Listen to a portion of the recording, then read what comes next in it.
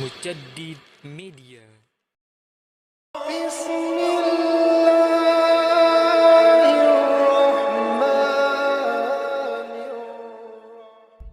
Ma'asyiral muslimin wal muslimat rahimani wa rahimakumullah. Ada 4 raja yang kita akan kisahkan di sini. Pertama, Najasyi, raja Ethiopia. Kemudian yang kedua, Herakli, raja Romawi. Kemudian yang ketiga, Muqawqis, raja Mesir. Dan yang terakhir adalah Kisra, raja Persia. Siapa di antara raja-raja ini yang tertarik dan masuk Islam? Dan siapa yang justru menentang risalah Rasul dan berakibat dengan kehancuran kerajaan? Pertama kita akan cerita Raja Ethiopia dulu. Raja Ethiopia itu gelarnya adalah An-Najasyi. Najasyi itu gelar. Sama dengan Kisra, gelarnya raja Persia, Kaisar raja Romawi, dan Muqawqis raja Mesir, Tuba raja Yaman, dan begitu seterusnya. Adapun namanya adalah Ashamah ibn Afjur atau Ashamah ibnu Abhur. Jadi nama rajanya adalah Ashamah ibn Abjur atau Ashamah ibn Abhur. Sekilas tentang masa kecilnya dulu ya. Baru kita masuk kepada risalah Nabi. Ma'asyiral muslimin wal muslimat rahimani wa rahimakumullah. Ashamah ibn Afjur ini adalah anak dari seorang raja. Namanya Afjur, raja Ethiopia kala itu. Raja Afjur ini tidak punya anak kecuali satu, ya Ashamah ini namanya. Dan masih kecil ketika itu. Kemudian si Afjur ini, Raja Afjur ini punya saudara laki-laki.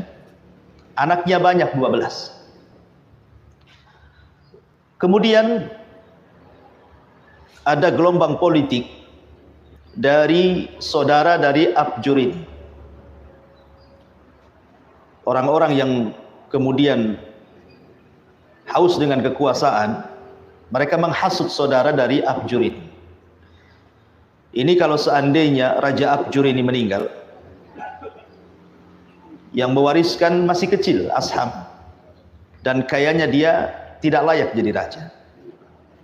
Bagaimana kalau kita tumbangkan saja? Anak-anakmu banyak, jadi kalau engkau meninggal pun stok rajanya banyak gitu maksudnya. Entah kenapa setan kemudian masuk ke saudaranya. Akhirnya terjadi pembunuhan. Dibunuhlah Afjur ini, Raja Afjur ini, ayahanda daripada Ashamah ibn Afjur ini. Secara otomatis kemudian ketika rajanya meninggal, maka saudaranya yang menjadi pengganti raja, karena anak-anaknya masih kecil semua. Baik Ashamah masih kecil, belum balik. Kemudian juga anak-anak saudaranya pun masih kecil-kecil semuanya. Jadi secara otomatis kekuasaan jatuh ke tangan adiknya. Padahal dia otak pembunuhan. Begitulah politik kejam. Akhirnya kemudian setelah berlalunya waktu, Ethiopia terancam dengan serangan musuh. Dia akan diserang oleh musuh. Akhirnya kemudian sebagian orang-orang yang disuruh untuk membunuh anak itu datang kepada raja yang baru itu, mengatakan, wahai raja, sekarang putra daripada Afjur ini engkau yang merawatnya. Bagaimana kalau seandainya dia sudah besar, kemudian mengetahui kami yang membunuhnya? Apa kami tidak dibantai nanti? Jadi raja mengatakan, lalu apa yang kalian inginkan? Bagaimana kalau kita bunuh juga, supaya hilang jejak pembunuhan? Tapi sang raja ini masih punya iba dan mengatakan, celaka kalian, kita sudah membunuh bapaknya, kita bunuh pula anaknya. Saya tidak mau. Akhirnya mereka mengatakan, ya sudah, kalau tidak dibunuh, kita asingkan saja anak ini. Kita asingkan saja. Kita letak di sebuah daerah, dan jangan ada yang tahu dia anak raja, biar tidak jadi raja. Akhirnya sepakat, kemudian Ashama ibn Afjur ini akhirnya diasingkan di satu tempat. Di waktu yang sama terjadi musibah besar di Ethiopia itu. Ada badai yang kemudian menghancurkan sebagian tiang-tiang istana. Allah takdirkan ada satu tiang roboh mengenai raja, mati pula rajanya. Jadi nggak ada lagi raja tuh. Sementara anak-anaknya masih kecil dan tidak layak jadi raja. Akhirnya orang-orang yang disuruh membunuh Afjur ini, kemudian mereka rapat sesama mereka. Gimana nih? Ethiopia sudah mau diserang, sementara tidak ada yang bisa menyatukan kalimat rakyat Ethiopia, rajanya sudah mati. Kemudian mereka memilih anak-anak raja yang 12 itu semua tidak layak jadi raja. Tetapi kemudian mereka terfikir dengan Ashama ibn Afjur yang memang Allah anugerahkan kecerdasan anak ini di atas rata-rata. Cerdasnya Ashama ini. Walaupun usianya masih remaja ketika itu. Terpaksalah mereka menjemput kembali. Dia carinya Ashama yang sudah diasingkan itu, dijemput kembali. Kemudian disuruh dan dinobatkan menjadi raja baru Ethiopia. Subhanallah, kuasa Allah, walaupun dia anak-anak masih remaja, tetapi di atas kekuasaannya dia menguasai dan mempersatukan negara Ethiopia sehingga bisa melawan musuh-musuh. Bahkan Ethiopia menjadi kerajaan yang makmur saat dipegang oleh Ashama ini. Setelah dia dewasa, negaranya makmur, melebihi raja-raja sebelumnya, dan dicintai rakyatnya. Karena Ashama ibn Afjur di pengasingan itu, dia belajar kepada seorang pendeta yang fanatik dengan ajaran Isa bin Maryam. Jadi agamanya kuat, gitu ya. Itulah kadang-kadang agama mempengaruhi kekuasaan. Kalau orang berkuasa tidak punya agama, amburadul. Coba saja. Kalau yang memegang negara ini tidak punya agama, ikhwan, semua halal kan? Boleh saja semua. Lah itu kilasan daripada kisah Ashama ibn Afjur di waktu kecil dan sampai menjadi raja. Lah di zaman Nabi SAW, ketika Nabi SAW di permulaan dakwah, itu kan sahabat tidak tahan dengan siksaan yang diderita oleh sebagian sahabat yang betul-betul, sebagian mereka ada yang sampai mati syahid. Seperti siapa? Keluarga Ammar ibn Yasir kan dibunuh sama Abu Jahal. Dan keluarga ini keluarga yang mati syahid pertama dalam Islam.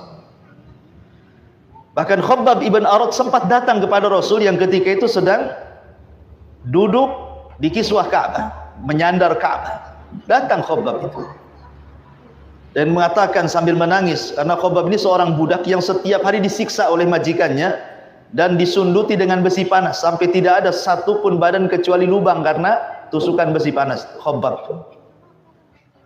Jadi Khabbab ini mengatakan kepada Rasulullah, "Ya Rasulullah, ala tad'u lana, ala tastaghfir lana." Rasul, cobalah berdoa kepada Allah, segerakan kemenangan ini kepada kita. Tentu permintaan itu kan sesuai dengan fakta. Orang-orang Quraisy kan kuat, para sahabat masih sedikit. Ya bukan tidak mustahil, tetapi kan secara logika tidak mungkin. Makanya Nabi SAW mengatakan kepada Khabbab, "Ya Khabbab, ingat umat-umat dulu juga ketika mempertahankan akidah mereka, mereka pun mendapatkan penderitaan yang jauh lebih hebat dibandingkan kita.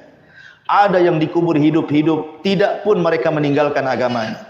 Ada yang digergaji, dibelah menjadi dua, itu pun tidak meninggalkan agamanya. Ada yang disisir dengan sisir besi sehingga antara daging dan juga tulangnya terpisah, pun tidak meninggalkan keimanannya. Tenang wahai Khabbab, kemenangan itu akan datang. Sampai ada orang yang berjalan dari Son'a ke Hadral Maut, tidak ada yang takut kecuali kepada Allah." Kemudian karena melihat setelah Khabbab ini meminta kepada para sahabat Nabi SAW, bagi yang tidak kuat tinggal di Mekah, silahkan kalian hijrah. Kemudian Nabi SAW mengarahkan hijrahnya ke Ethiopia. Kenapa ke Ethiopia? Ada alasannya. Nabi SAW mengatakan karena di Ethiopia itu ada malikun adil lam yadlim ahada. Ada raja yang sangat adil, dia tidak pernah menzalimi rakyatnya. Kalau kalian hijrah ke sana, kalian akan aman, kalian akan merasakan lezatnya ibadah di sana. Maka berangkatlah beberapa belasan orang dipimpin oleh Utsman ibn Affan dan Ja'far bin Abi Thalib. Ja'far bin Abi Thalib ini memimpin Abdul Muttalib memimpin ke Habasyah Ethiopia. Sesampainya di Ethiopia, betul, sahabat yang hijrah pertama kali ini luar biasa. Mereka bisa merasakan nikmatnya ibadah, mereka tidak diganggu, dan begitu seterusnya. Namun orang-orang musyrik itu gerah juga, tidak terima kalau seandainya ada orang-orang Mekah yang kemudian hijrah ke negeri lain beribadah sesuka mereka. Maka Abu Jahal pun mengirim 2 pedagang besar yang memang sudah dikenal di negara-negara seberang gitu ya. Pertama Amr ibn As radhiyallahu anhu sebelum masuk Islam, itu pedagang besar gitu ya. Kemudian Abdullah ibn Rabi'ah, dua-duanya pedagang besar. Abu Jahal kemudian menyarankan agar jemput orang-orang Mekah yang ada di Ethiopia, kasih hadiah para menteri dan rajanya, katakan mereka berada di atas agama sesat. Berangkatlah kemudian Amr ibn As ini dan Abdullah ibn Rabi'ah ini menuju Ethiopia. Sesampainya ke Ethiopia, maka dia membagi-bagi hadiah kepada menteri-menteri yang memang mereka para penjilat, supaya memulangkan orang-orang itu. Tetapi sebelumnya kemudian Amr ibn As dan Abdullah ibn Rabi'ah ini sudah menyediakan hadiah besar untuk Najasyi. Karena masalahnya sahabat-sahabat ini dilindungi oleh raja. Ketika sampai di hadapan Najasyi, maka Amr bin As berdialog dan mengatakan, wahai raja, ini orang-orang Mekah yang ada di sini semua sesat. Mereka meninggalkan agama kami dan mereka juga tidak beragama dengan agama kalian. Sebaiknya pulangkan saja, sebagai imbalannya nih hadiah banyak sekali. Sekali lagi, Najasyi ini orang cerdas. Dia kuat belajar agama Nasrani. Sehingga kan tidak sembarangan main memulang-mulangkan orang kan gitu ya. Gak bisa, harus dialog dulu. Apa agamanya? Kenapa kemudian dia disesatkan? Kenapa pula dipulangkan kembali ke Mekah? Akhirnya dikumpulkan semuanya. Yang ketika itu dialog dipimpin oleh Ja'far ibn Abdul Muttalib ini. Kemudian Najasyi bertanya soal ajaran yang dibawa oleh Ja'far, Utsman dan para sahabat yang hijrah ke Ethiopia ini. Apa yang diajarkan Nabi yang menurut kalian itu adalah Nabi akhiruz zaman itu? Disinilah teksnya begini bunyinya. Ayyuhal malik, kunna qauman ahlal jahiliyati na'budul asnama wa na'kulul maitah wa na'til fawahisha wa naqta'ul arhama wa nusi'ul jiwar wa ya'kul al-qawi minadh-dhaif. Wahai raja, kami dulu ini orang jahiliyah, orang bodoh. Kami menyembah berhala, kami memakan bangkai, kami berzina, kami memutus silaturahim, buruk pergaulan dengan tetangga, yang kuat menindas yang lemah, hatta ba'atsallahu ilaina rasulan, sampai kemudian diutus kepada kami seorang rasul. Na'rifu nasabahu, kami tahu nasabnya seperti apa, wasidqahu, kejujurannya seperti apa, wa amanatahu, amanahnya seperti apa, wa afafahu, penjagaan dirinya seperti apa. Pada'ana ilallahi linuwahidahu, maka Rasul itu menyeru kami untuk mentauhidkan Allah. Kemudian wa amarana bisidqil hadits, dan memerintahkan kami untuk berkata-kata jujur, wa adail amanati, untuk melaksanakan amanah, wasilatir rahimi, untuk menyambung silaturahim, wa husnil jiwar, baik kepada tetangga, wal kaf anil maharim wad dima, dan juga mencegah kami untuk melakukan hal-hal yang diharamkan, termasuk juga melarang kami untuk mencucurkan darah dalam pembunuhan. Wa nahana an malil yatim wa qadfil muhsanati, dan melarang kami untuk memakan harta anak yatim, menuduh wanita baik-baik berzina, wa amarana an na'budallaha wahdah wa la nusyrika bihi syai'a, dan memerintahkan kami untuk menyembah Allah, tidak menyekutukan Allah, wa amarana bis salati waz zakati was siyam, memerintahkan kami untuk salat, zakat, puasa. Kemudian dia pun menyebutkan kebaikan-kebaikan yang diajarkan Rasul kepada para sahabat ini. Kemudian mereka mengatakan, tiba-tiba orang-orang ini, maksudnya Amr ibn As dan Abdullah ibn Rabi'ah ini, ya. Apa ini? Wafatanuna an dinina liyarudduna ila ibadatil awsan. Ternyata orang ini datang mengancam kami, memfitnah agama kami agar kami kembali menyembah patung. Wa an nastahilla ma kunna nastahillu minal khaba'is, dan untuk melakukan hal-hal yang kami anggap ini perbuatan kotor. Falamma qaharuna wa dhalamuna wa dayyaquna alaina, ketika mereka memaksa kami, mendolimi kami, menyempitkan kehidupan kami, wa halu bainana wa baina dinina, menghalang-halangi agama-agama kami, kharajna ila biladika, sebab itulah kami keluar ke negerimu wahai raja, wakhtarnaka ala man siwaka, dan kami pilih kerajaanmu dibandingkan kerajaan yang lainnya, waraghibna fi jiwarika, dan kami senang berada di sampingmu, warajauna an la nudlam indaka ayyuhal malik, dan kami berharap agar kami tidak dizalimi ketika berada di kerajaanmu ini wahai sang raja. Lihat, luar biasa dialognya Ja'far bin Abi Thalib meyakinkan seorang raja ini. Inilah agama Islam nih. Jadi yang dikatakan oleh Ja'far ini rangkuman Islam nih, yang diajarkan Nabi SAW kepada para sahabat. Faqala Najasi, maka berkatalah Najasi kepada Ja'far, hal ma'aka mimma ja'a bihi anillah min syai'in, apakah ada bukti kalau memang ajaran yang dibawa nabimu itu betul-betul bisa dijadikan barang bukti? Maka akhirnya kemudian Amr ibn As pun membacakan beberapa ayat Al-Quran. Tiba-tiba kemudian setelah dibacakan beberapa ayat Al-Quran dari surah Maryam yang menceritakan tentang kisah Maryam dan Isa, kan, akhirnya kemudian Raja Najasyi ini menangis. Tiba-tiba Amr bin As ini nyeletuk kepada raja, akan tetapi wahai raja, agama orang ini, ya, maksudnya para sahabat ini, dia berseberangan dengan agama. Dia tidak mengakui bahwa Isa itu anak Tuhan. Isa itu satu di antara tiga Tuhan. Isa itu titisan Tuhan. Dia tidak mengakui itu dan mengatakan Isa itu hamba Allah. Tetapi Ashama ibn Afjur mengatakan tidak. Apa yang dikatakan orang ini benar semuanya. Apa yang dikatakan orang ini benar semuanya. Akhirnya kemudian, kenapa Ashama ibn Afjur ngomong begitu? Ingat bahwa surat yang dihantarkan Nabi SAW kepada Najasyi itu, di antara bunyinya adalah Bismillahirrahmanirrahim, dari Muhammad ibn Abdillah dan Rasulnya, tertuju kepada adimu, pembesar dari Najasyi, Ethiopia, Raja Najasyi Ashama ibn Afjur, aslim taslam, masuklah kau ke dalam Islam, maka engkau akan selamat. Kalau tidak, kata Nabi SAW, engkau akan menanggung dosa Arisiyun.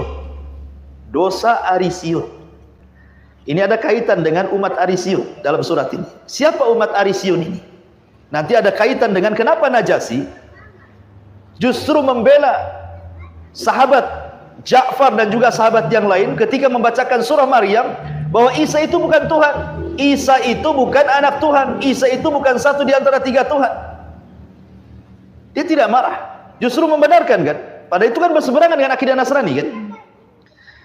Dalam surat Rasul itu, Rasul mengingatkan soal suku Arisiyun. Kalau engkau wahai Ashama tidak masuk Islam, engkau akan menanggung dosa Arisiyun. Siapa Arisiyun ini? Arisiyun ini diambil dari kalimat Arius. Jadi ada seseorang pemimpin namanya Arius di zaman itu. Jauh-jauh di zaman Najasyi ada namanya orang namanya Arius. Makanya kelompoknya kemudian disebut Arisiyun. Memang dia pemikirannya banyak terpengaruh dengan Plato. Ya, Plato Yunan, ma'ruf ya, kerajaan Yunan, ada tokohnya Plato ini. Dia banyak terpengaruh dengan pemahaman Plato. Lah, Arius ini dia orangnya agak sedikit religi. Jadi agak keras. Di zaman dia, Arius itu berseberangan dengan orang-orang yang mengatakan Isa Tuhan, Isa anak Tuhan, atau Isa satu di antara 3 Tuhan. Ini Arius tidak percaya itu. Sehingga di zamannya Nasrani dipecah jadi 2. Karena Arius ini masih mengikuti ajaran Isa bin Maryam, yang mengatakan Isa itu nabi, yang mengatakan Isa itu rasul, dia bukan Tuhan. Akhirnya kemudian berseberanganlah dengan orang-orang yang mengatakan seperti itu. Karena di zaman itu, ma'asyiral muslimin yang dimuliakan Allah Subhanahu wa taala, ya, di zaman Arius inilah baru terjadi taslis tadi. Jadi sejarah kenapa orang Nasrani mengatakan taslis, Isa itu satu di antara 3 Tuhan, lah munculnya itu di zaman Arius ini pemahamannya. Ya, berseberangan dengan Arius. Lah orang-orang Arius ini rata-rata mereka orang-orang lemah, orang-orang miskin, mereka falahun, kerjanya para petani. Lah di zaman Ashama ibn Afjur, orang-orang Arius ini justru kemudian menjadi orang-orang besar di Habasyah, menjadi orang-orang dekatnya siapa? Ashama ibn Afjur.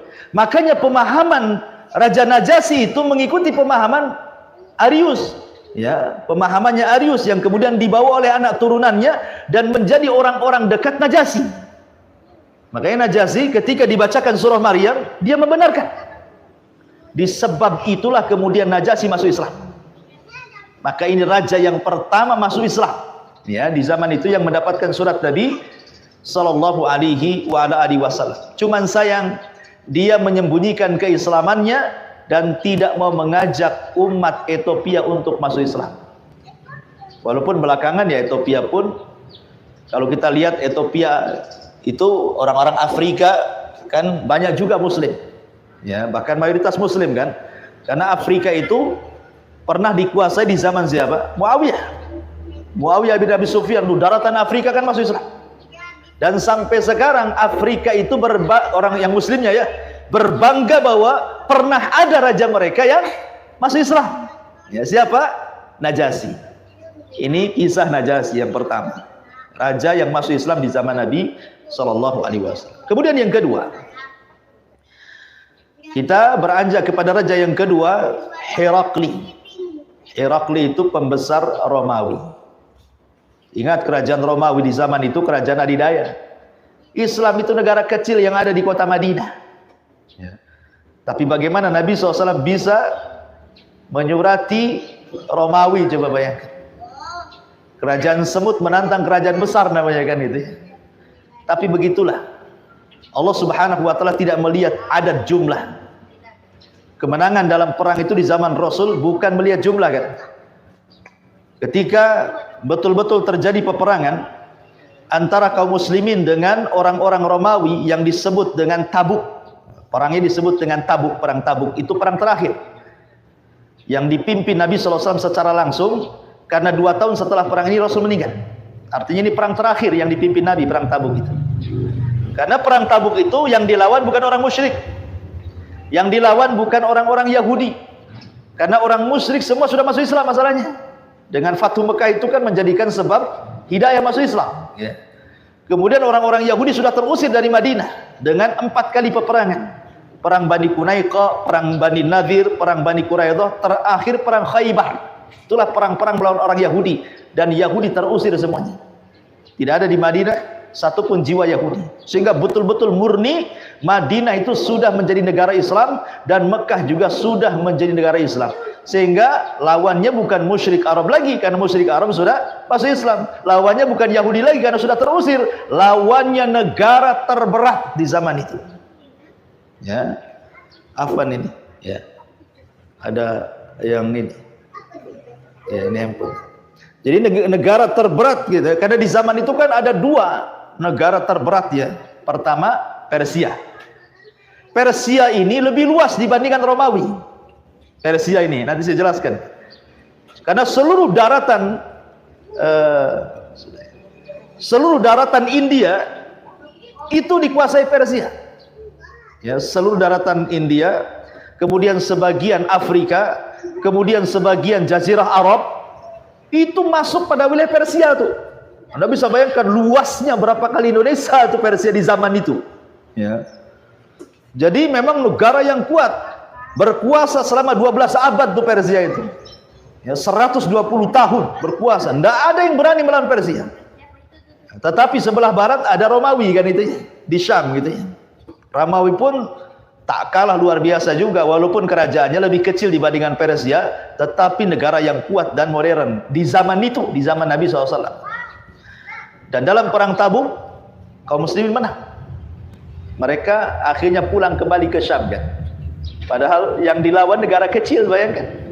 Tetapi sekali lagi kemenangan bukan karena kecilnya negara, tapi karena Allah dan izin dari Allah Subhanahu wa ta'ala. Kita sedikit cerita tentang biografi siapa Herakli ini. Herakli ini, ikhwan, julukannya adalah Kaisar, atau bahasa kitanya Kaisar. Bahasa Arabnya Kaisar gitu ya. Ma'asyiral muslimin yang dimuliakan Allah Subhanahu wa ta'ala, Raja Romawi ini ada sedikit memiliki ilmu ramal. Jadi dia mempelajari ilmu sedikit perdukunan, Herakli.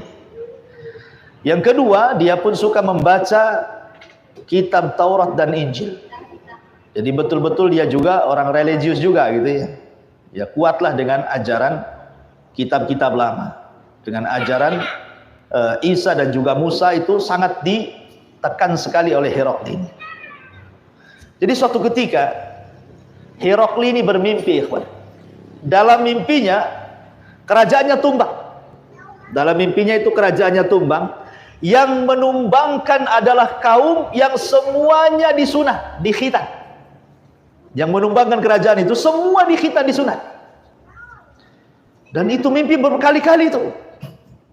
Karena dia juga memiliki sedikit dunia ramalan, gitu ya. Ditambah-tambah juga dia membaca kitab-kitab Taurat, Injil gitu. Jadi dia kemudian terpikir, kemudian berusaha untuk meminta nasihat kepada penasihat spiritualnya.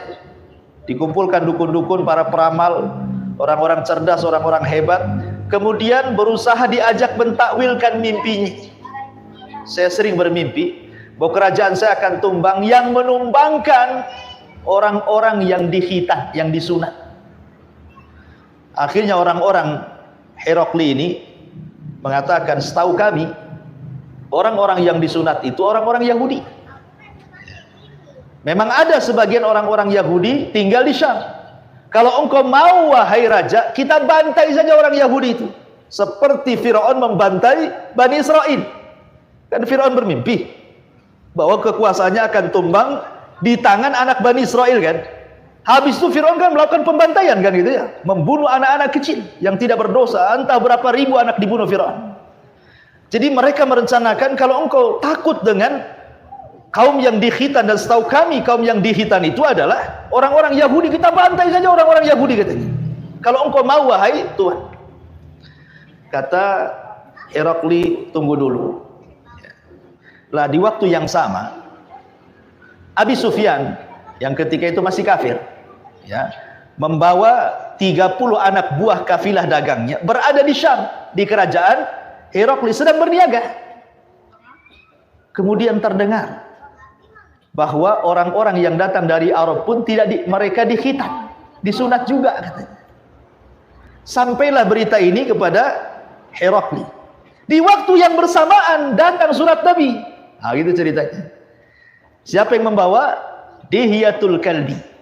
Membawa surat Nabi SAW lewat Dihyatul Kalbi. Isi suratnya ya sama sebagaimana isi surat kepada yang lainnya. Bahwa ini surat dari Muhammad ibn Abdullah dan Rasulnya kepada Adimur Rum, pembesar Romawi, Herakli, aslim taslam, masuk kau ke dalam Islam, selamat kamu. Kemudian panjang isi surat itu, intinya mengajak Herakli untuk masuk ke dalam Islam. Jadi kemudian dia berusaha untuk datang ke pendeta-pendeta, termasuk kepada pendeta yang paling besar yang menjadi rujukan di Romawi ketika itu, Ini gimana nih surat ini? Subhanallah. Rupanya rahib yang akbarnya itu, pendeta yang paling besarnya di zaman itu, membenarkan pula surat itu. Makin yakin Herakli ini, wah ini mimpi saya ini menjadi kenyataan. Ya, karena surat itu kemudian dibenarkan oleh rahib akbarnya gitu ya di sana.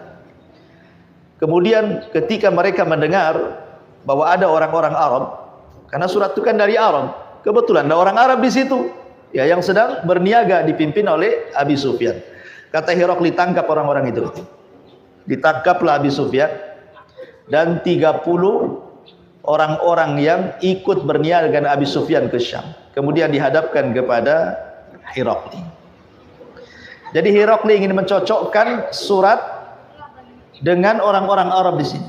Karena mereka pun datang dari Mekah dan datang dari sekitar Hijaz, Mekah, Madinah kan itu ya. Sementara yang ngirim surat ini orang Mekah. Maksudnya Nabi SAW. Maka raja mulai bertanya kepada siapa? Abi Sufyan. Ya.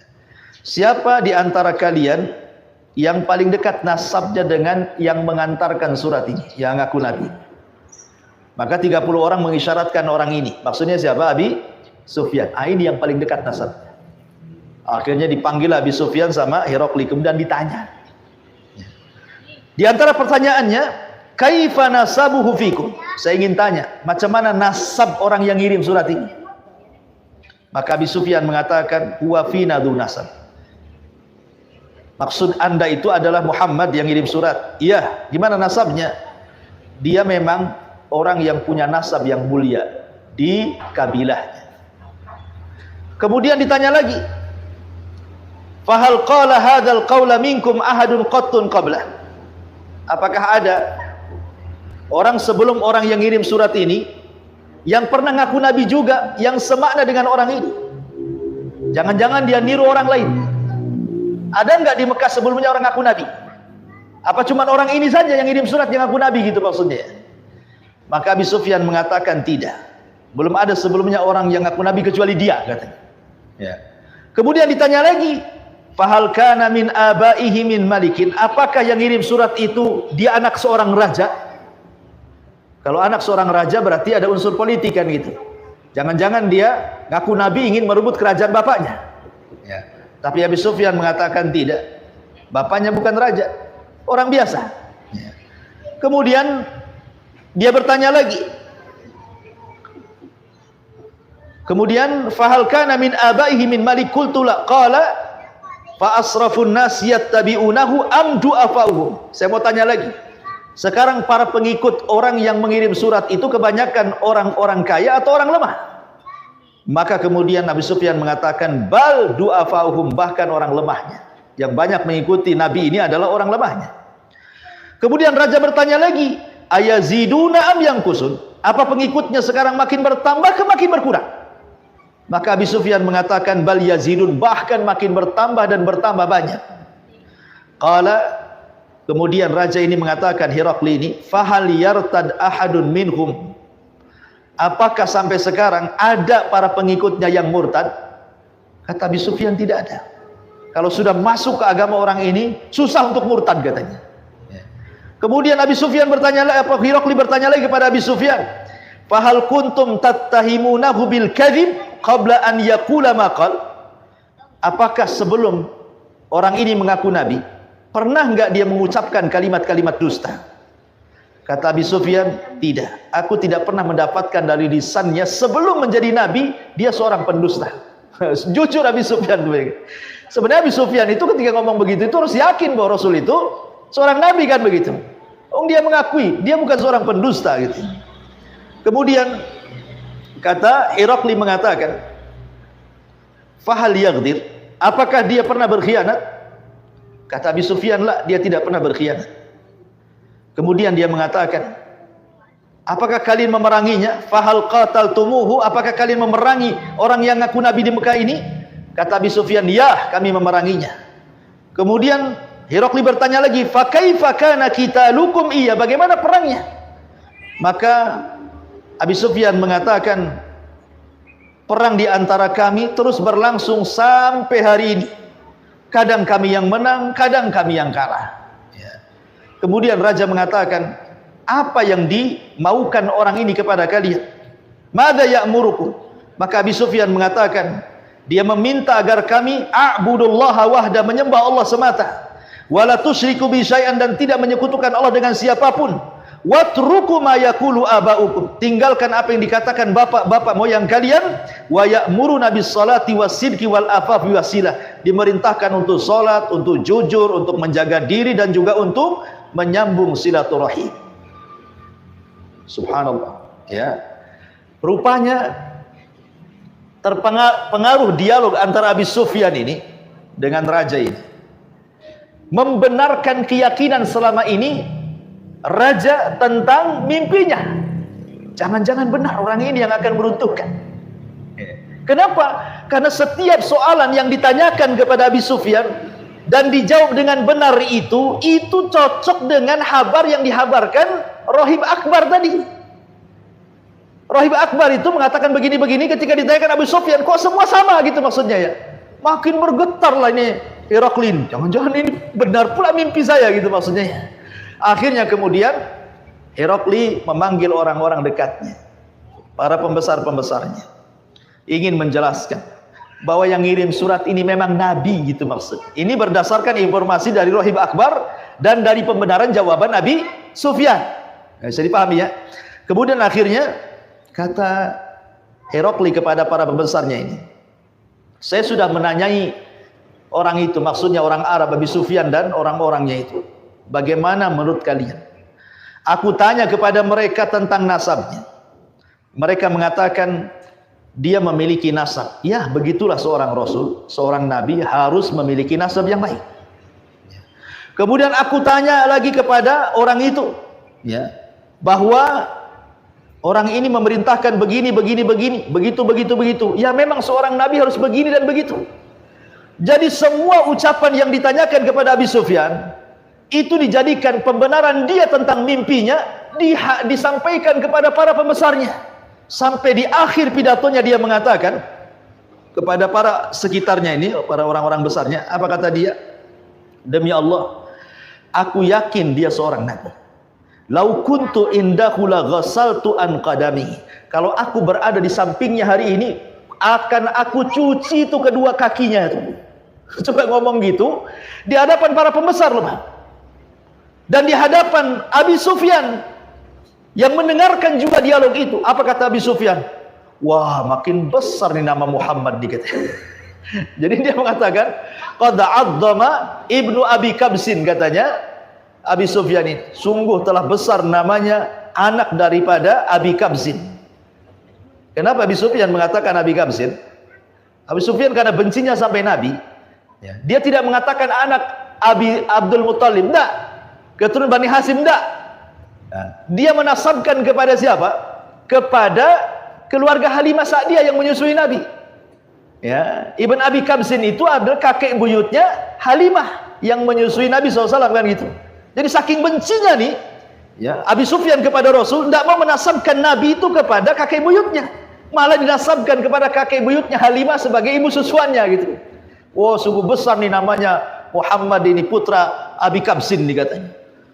Dari situ akhirnya Heraklius berusaha mengajak kaumnya untuk masuk Islam, tapi kaumnya malah lari, justru membunuh siapa? Jangan-jangan raja ini terhasut dengan Rahib Akbar katanya. Dibunuh Rahib Akbar itu akhirnya. Ketika kemudian pembunuhan Rahib Akbar itu, pendeta besar itu, mulai goyang tuh keimanan siapa? Heraklius. Wah, kalau saya tetap mengajak orang-orang Romawi masuk Islam, habislah kerajaan saya. Di Rahib sudah dibunuh, jangan-jangan saya pula dibunuh gitu ya. Akhirnya dia pun mengatakan, tidak, mungkin bahasa kitanya, saya hanya bercanda saja kepada kalian itu. Sebenarnya saya ingin menguji keimanan kalian. Akhirnya goyang lagi keimanan. Tetapi subhanallah, Heraklius ini masih mengagungkan surat tadi. Dia meminta surat itu untuk dijaga dan diletakkan di sebuah kotak. Dan betul-betul jangan dihilangkan. Dijaga betul suratnya itu. Ya. Jadi walaupun Heraklius tidak masuk Islam, tetapi dia menjaga suratnya, diletakkan di kotak, kemudian dijaga, dan dia memberikan hadiah kepada Rasul lewat Dihyatul Kalbi. Dia tidak bisa masuk Islam, tapi saya akan berikan hadiah banyak. Kemudian suratnya disimpan baik-baik. Sebab suratnya disimpan itulah makanya Romawi tidak pernah hancur sampai sekarang, bahkan sampai kiamat dibangkitkan. Romawi tetap tegak sampai hari ini. Ya, bahkan di akhir zaman akan muncul orang-orang Romawi disebut dalam hadis itu Bani Asfar namanya. Ya. Jadi walaupun tidak masuk Islam, tapi sebenarnya sudah tertarik Islam juga gitu ya. Dari situ sebenarnya Rasul kita Muhammad sallallahu alaihi wasallam itu sudah tersebar kemana-mana. Dan sebagian mereka yakin itu Nabi. Ini kisah yang kedua. Kisah yang ketiga. Ini yang kemudian berani merobek surat Nabi. Kisra, Raja Persia. Saya ulangi tadi, Persia ini bukan negara kecil. Kalau boleh dibilang negara terluas di zaman itu melebihi Romawi dan musuh-musuhnya. Daratan India dikuasainya. Sebagian besar daratan Afrika, sebagian daratan Jazirah Arab, semua dikuasai Persia.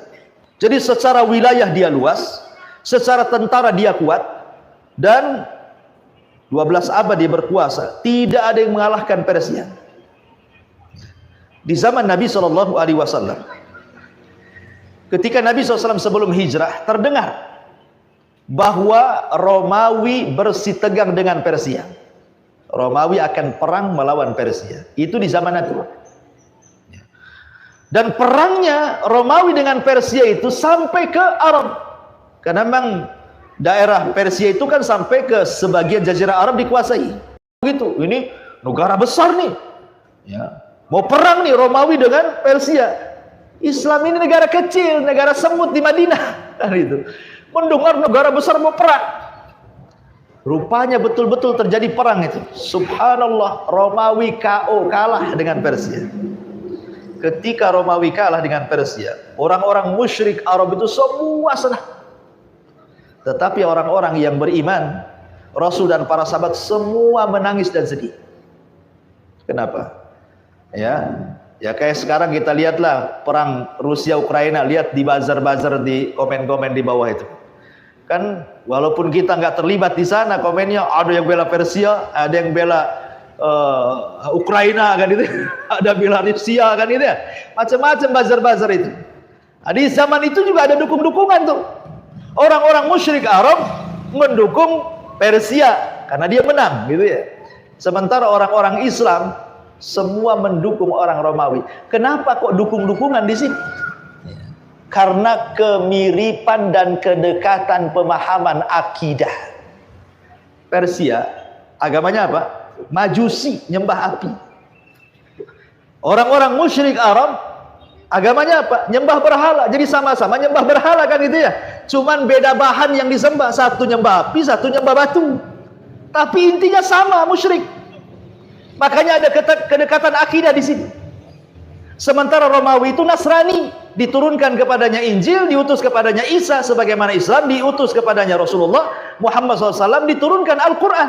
Ada kemiripan, sama-sama agama dari langit. Ya kan, sama-sama agama dari langit. Nasrani juga agama dari langit, Islam juga agama dari langit. Sama-sama diutus Rasul, diturunkan kitab. Sementara orang-orang musyrik itu agama-agama berhala. Persia agama berhala juga, cuman yang satu nyembah api, satu nyembah pohon, nyembah batu, Lata, Uzza, Hubal, dan begitu seterusnya.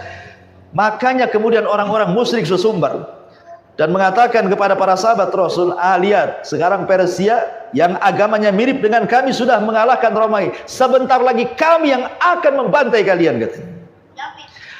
Disinilah terjadi kisah antara Abu Bakar Siddiq radhiyallahu an dengan pembesar Arab, saya lupa namanya. Kemudian taruhan, kan karena ketika itu kan belum diharamkan judi ya. Jadi Abu Bakar taruhan dengan salah seorang musyrik, entah Abu Jahal entah siapa lah, lupa saya namanya. Kata Abu Bakar, kalian mengatakan bahwa Persia hari ini memenangkan Romawi. Ingat, sebentar lagi Romawi akan menyerang balik dan Persia akan kalah. Itu kata Abu Bakar.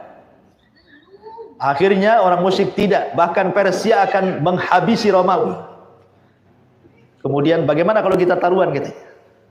Terjadilah taruhan antara Abu Bakar dengan seorang musyrik ini, pembesar musyrik ini.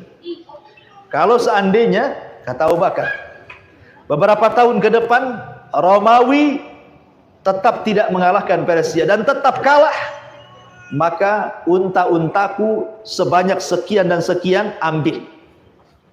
Tapi kalau Romawi menang, sini unta kalian. Akhirnya taruhan ini dilaporkan kepada Nabi SAW. Ketika Abu Bakar Siddiq radhiyallahu an melaporkan perkara ini kepada Rasul, turun surah Rum. Apa? Ghulibati Rum fi adnal ardi min ba'di ghalabihim sayaglibun. Ghulibati Rum. Rum sudah dikalahkan. Rum sudah dikalahkan, Romawi dikalahkan Persia dari negeri yang terdekat dengan kita. Tetapi kata Allah Subhanahu wa taala, sebentar lagi akan terbalik. Mim ba'di ghalabihim sayaglibun. Setelah Romawi runtuh, Romawi justru akan kembali naik dan menumbangkan Persia. Itu Al-Qur'an yang mengatakan seperti itu. Berapa tahun Romawi akan bangkit dan mengalahkan Persia? Fi bid'i sinin. Ya, Quran mengatakan fi bid'i sinin, antara 1 sampai 9 tahun. Oh, kata Abu Bakar, kira-kira berapa tahun wahai Rasul? 3 tahun? 4 tahun? Mungkin. Ya mungkin juga gitu. Akhirnya berani Abu Bakar taruhan tuh. Ya. Rupanya sudah lewat setahun, Romawi tak juga mengalahkan Persia. 2 tahun tak juga mengalahkan Persia. 3 tahun tidak juga. Sesak Abu Bakar ini. Akhirnya datang kepada Rasul. Rasul, kok nggak menang-menang Romawi ini? Kata Nabi SAW, kau harus yakin wahai Abu Bakar, Romawi pasti akan menang. Sebaiknya kau tambah tahun taruhannya, kau tambah lagi unta taruhannya, gitu. Ini Rasul katakan begitu. Akhirnya ditambah lagi tahunnya, ditambah lagi untanya. Deal or no deal? Deal katanya. Selesai. Kalau udah deal, tambah tahun, tambah unta. Subhanallah. Ketika masa-masa taruhan ini, rupanya kan terjadi hijrah. Ya, Abu Bakar Siddiq radhiyallahu an hijrah bersama Rasul dan sahabatnya ke kota Madinah. Sampai di kota Madinah terjadi perang Badar. Orang yang diajak taruhan dengan Abu Bakar meninggal pula di perang Badar ini, orang musyrik ini. Dan setelah terjadi perang Badar, terdengar informasi Romawi menang dan Persia kalah. Ya kan? Awalnya Romawi kalah, sekarang Persia kalah. Kata Rasul, kata Abu Bakar, ya Rasulullah, kita menang taruhannya, cemana orang udah mati deh, katanya. Tapi Rasul mengatakan, gak apa-apa, ambil untanya, kan dia masih punya anaknya, ambil dari anaknya. Siapa walinya, ambil untanya. Karena sekali lagi belum ada larangan judi waktu itu. Tapi setelah ada larangan judi kan tidak boleh taruhan. Itu kan di awal-awal. Di sini ma'asyiral muslimin yang dimuliakan Allah Azza wa Jalla, apa sih hubung kait kisah Abu Bakar dengan runtuhnya Persia ini? Begini, ikhwan. Kenapa Persia sampai runtuh dan kalah oleh Romawi dan tidak ada Persia sampai hari ini, bahkan sampai kiamat? Persia tidak akan pernah tumbuh lagi semenjak tumbang oleh Romawi kala itu sampai hari ini, bahkan sampai kiamat tidak ada Persia lagi. Tidak ada Faris lagi. Ya, negara. Akhirnya kemudian para ulama ingin berusaha menyingkap rahasianya. Kenapa? Rahasianya karena ketika Rasul mengutus utusan ke Persia, tiba-tiba utusannya dibunuh, dipenggal lehernya. Nggak boleh delegasi itu dibunuh, kan? Dibunuh sama rajanya, sama Kisra itu. Lebih daripada itu, suratnya dirobek-robek. Ya, dirobek-robek suratnya. Kemudian utusannya dibunuh, suratnya dirobek. Terdengar sama Nabi. Apa kata Nabi SAW? Sebagaimana engkau sudah merobek suratku dan membunuh utusanku, semoga Allah merobek seluruh kerajaan. Ini doa Nabi. Ya. Semoga engkau seluruh kerajaanmu dirobek oleh Allah. Sejak itulah maka doa Nabi SAW menjadi kenyataan. Saat Persia kalah dengan Romawi, Persia tumbang setumbang-tumbangnya, sehingga tidak ada lagi Persia sampai hari ini, bahkan sampai kiamat. Berbeda Romawi. Romawi masih ada sampai hari ini. Bahkan nanti hari kiamat, Romawi itu menjadi pusat perang, ya kan? Di mana orang-orang Nasrani di akhir zaman, di masa perang melawan Al-Mahdi itu menjadi pusat kekuatan mereka. Tapi Islam kemudian berhasil menyerbu sampai ke jantung kota Romawi. Nanti di akhir zaman. Artinya Romawi tumbuh sampai hari kiamat gitu ya. Sampai kemudian tanda-tanda mendekati tanda-tanda kiamat besar. Tapi Persia tidak. Sejak diruntuhkan Romawi tidak ada Persia. Lah rahasianya tadi, kenapa sampai kemudian tidak ada Persia dan tidak tumbuh Persia sampai hari ini? Karena mereka sudah menyobek surat Nabi. Makanya kemudian dirobek seluruh kerajaannya sampai hari ini. Bahkan sampai kiamat dibangkitkan. Ya. Ini kisah Kisra sedikit. Dan yang terakhir tentunya Raja Mesir. Raja Mesir ini dapat surat juga. Muqawqus namanya. Lah Muqawqus ini sama dengan Herakli juga pada awalnya. Karena kan ini semua beragama Nasrani. Ingat ya. Yang Majusi cuman Kisra saja ya. Jadi Najasyi Nasrani, Herakli Nasrani, Muqawqus Nasrani, tiga-tiganya Nasrani. Yang satu kerajaannya di Mesir, yang satu di Ethiopia, yang satu di di Syam, ya, Romawi. Jadi Muqawqus ini memang sebelumnya belum tertarik masuk Islam, tetapi dia baik. Dia baik dengan cara apa? Dia memang tidak masuk Islam, tetapi mengirim hadiah 2 budak. Satu Maria Kibtiyah yang kelak akan menjadi budak Rasul dan melahirkan putra Nabi namanya Ibrahim. Ya, tapi Ibrahim meninggal juga kan. Yang kedua Raihanah. Raihanah ini kemudian dihadiahkan oleh Rasul kepada Hasan ibn Thabit, juru bicaranya Nabi. Kemudian diberi 2 unta yang bagus. Ya, nama untanya Duldul namanya. Ada untanya Duldul itu unta Nabi. Ya. Kemudian dikasih hadiah banyak. Jadi betul-betul Muqawqus ini menghormati. Dia tidak seperti Kisra merobek-robek kisahnya. Karena belakangannya juga Muqawqus masuk Islam juga. Ketika Mesir dikuasai kaum muslimin, ya, maka dia masuk Islam. Jadi dari sini 4 raja yang disurati Nabi SAW itu, yang masuk Islam adalah Najasyi, kemudian Muqawqus. Yang tidak masuk Islam tapi masih menghormati adalah siapa? Herakli atau Kaisar. Yang kurang ajar adalah Kisra, karena dia merobek surat Nabi SAW. Kemudian Allah robek kerajaannya berdasarkan doa Nabi SAW dan menjadi sebuah kenyataan tidak ada Kisra sampai kiamat. Ya, inilah diantara kisah tentang pengiriman surat Rasul kepada para raja.